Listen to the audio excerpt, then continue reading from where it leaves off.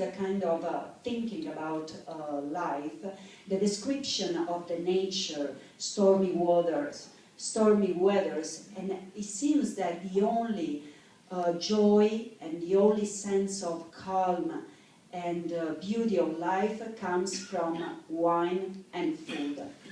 Because he said, la nebbia di Erticolli piovigginando sale, sotto il maestrale urla e biancheggia il mare, so drizzling the fog, the steep hills climbs, and the northwest wind torments the howling, foaming sea, a stormy weather.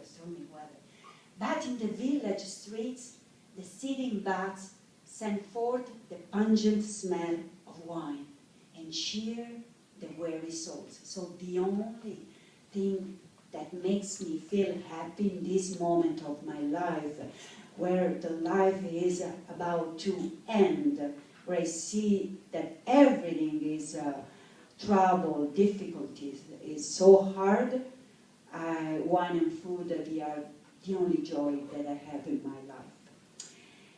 And then another poet from Italy, Giovanni Pascoli. Giovanni Pascoli, an Italian poet from San Mauro di Romagna, that was named after him, San Mauro Pascoli. And well, Giovanni Pascoli, actually, I still remember when I was at school, I loved very much Giovanni Pascoli because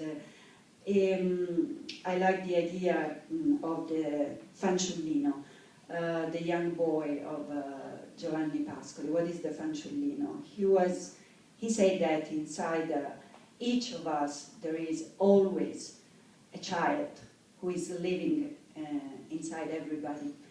And that child is able to feel, to perceive all the emotions like a child, even if you are an adult. We have to remember that Giovanni Pascoli lost his father prematurely, and this death was very, created so much sorrow in him, and all in the whole poetry from Giovanni Pascoli, we feel this sense of loss of his father. And here we have a different Giovanni Pascoli, more happy. He's talking about wine. And from Giovanni Pascoli, for one of the first time, we learn that we have to drink wine with moderation. Because from Mirice, he said that the cluster, the plant of the grapes has 3 clusters. From the first, you must drink for pure joy. From the second, for short and mild oblivion. And then stop drinking. So first, yes. Second, be careful. Third, stop. Since the third is just sleep. So many times in the restaurant, I'm a sommelier at St. Ambrose, and actually I have here one of my colleagues, right in the row after Stefano. Alessandra is right there. And so many times people say, no, I cannot drink tonight because I fall asleep. It may happen because when you exaggerate, yeah, you kind of feel like sleeping. So, since the third is just sleep, and in a corner pain already lies in wait, with its sharp eye, and high cry, mute tears, already spilled. So, drink in moderation. And then, oh, I love this part. Futurismo, Fortunato De Ferro. The Futurism was a movement, an international movement that started in Italy. It's a cultural revolution. We are at the beginning of the 20th century.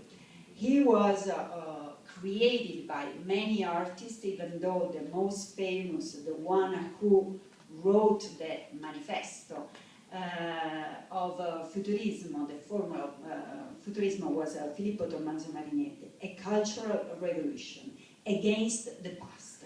So they refused, all these artists, journalists, painters, they refused all the beauty coming from the past. because they say we are alive. We have to create something different, something that is permanently moving, running, fast. I don't know if you remember, for instance, the art movement right before the Futurism, that is the one called the Impressionism. So the painters from Impressionists, they used to paint using shades and lights and colors never defined, because everything was a shadow, everything was a shade. Here we have shapes, geometric shapes. Look at this. And we have strong colors. We have the red that is a red, a pink that is a pink, bright colors. They refused, all coming from the past.